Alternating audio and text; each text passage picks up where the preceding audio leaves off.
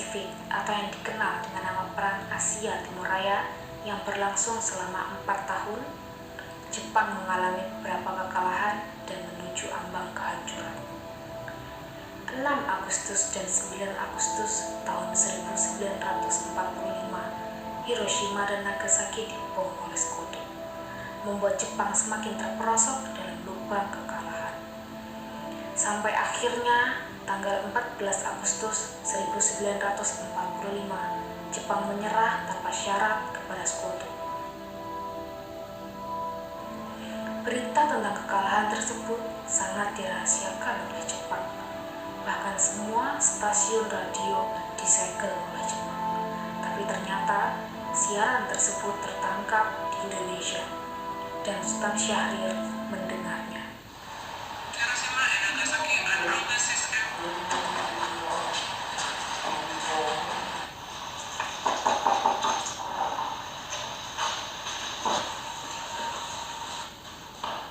Iya, ada apa, Bu? Saya mendengar Jepang telah menyerang ke sekutu. Bagaimana bisa? Karena kota Hiroshima dan Nagasaki telah dibom oleh sekutu. Kau segeralah menolak kemerdekaan yang telah diberikan oleh Jepang dan segeralah memproklamasikan kemerdekaan sekarang yang juga. Jangan terlalu cepat karena kita tidak ingin gegabah. Itu benar. Kita harus sabar agar kita jadi berwawancara. Pada 15 Agustus 1945, para pemuda mendesak Orde Tua untuk memproklamasikan Indonesia gagal. Para pemuda lalu melaksanakan pertemuan di Jalan Cikini 71. Mereka lalu sepakat untuk menculik Soekarno, Hatta, dan membawa mereka ke Rengas Dengklok. Soekarno. Ya, ada apa? Ada, kami ke Rengas Dengklok. Untuk apa aku ikut dengan kalian? Karena ini sudah menjadi kesepakatan para pemuda. Kami akan bawa Anda dan Ibu Hatta ke Rengas Dengklok.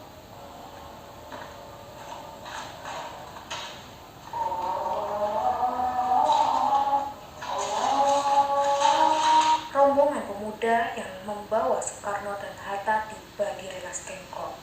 Bung Hatta telah sampai terlebih dahulu sebelum Bung Karno. Keduanya dibawa ke sebuah ruangan di dalam rumah Chiao Kai-shek.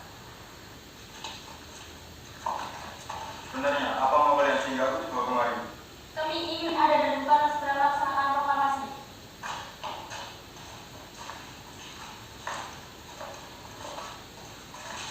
Soekarno. Hatta, ternyata kau sudah di sini. Ya, mereka membawa aku kemari. Mereka membawa Fatma dan Guntur juga. Ya benar, Hatta. Sukari, ada apa sebenarnya ini? Begini, Bung, kami ingin Anda berdua segera memproklamasikan kemerdekaan. Kita bisa dijajah lagi, Bung. Ini saat yang tepat untuk kita memproklamasikan kemerdekaan kita. Mengapa kau tidak percaya dengan kabar itu, Kandi? Jepang pasti akan memerdekakan kita, tapi bukan sekarang. Saya tidak setuju dengan itu. Kami para pemuda juga ingin memerdekakan atas jeripaya kami sendiri, bukan karena hadiah dari Jepang. Itu benar, Bu. Bila kita merdeka atas hadiah Jepang, maka kita adalah bentukan Jepang. Kita bisa dijajah lagi, Bu.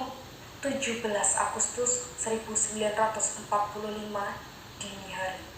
Di ruang makan dalam rumah Laksamana Maida berkumpullah Insinyur Soekarno, Dr. Andes Muhammad Hatta, Sultan Syahrir, Soekarni, Sayuti Melik, dan PM Dia untuk merumuskan naskah proklamasi.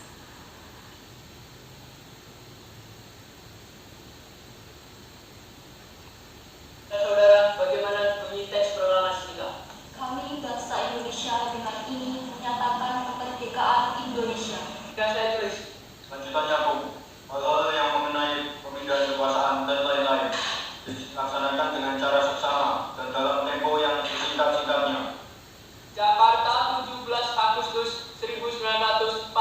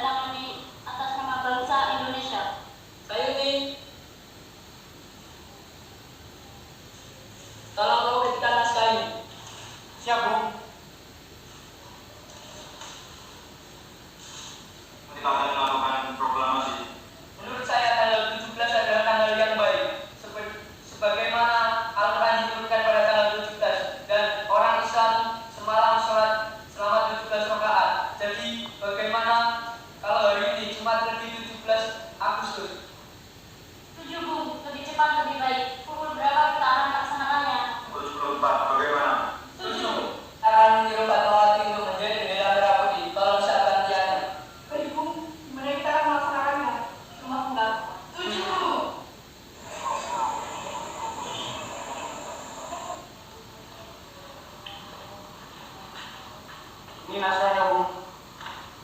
Silakan tanda tangan. Baiklah.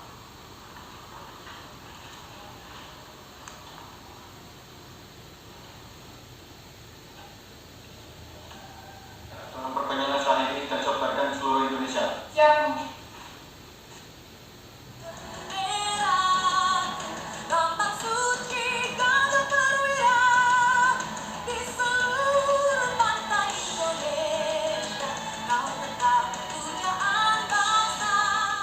Jumat pagi pukul 10 tepat, semua orang telah berkumpul di halaman depan rumah Insinyur Soekarno di Jalan Pegangsaan Timur nomor 56, Jakarta, untuk mendengarkan pelaksanaan proklamasi. Bung Karno, Bung Hatta keluar ke serambi depan rumah diikuti Ibu Fatmawati. Bung Karno mendekati mikrofon sebelum membacakan proklamasi dan mengucapkan pidato pendahuluan. Amasi, kami, bangsa Indonesia dengan ini menyatakan kemerdekaan Indonesia.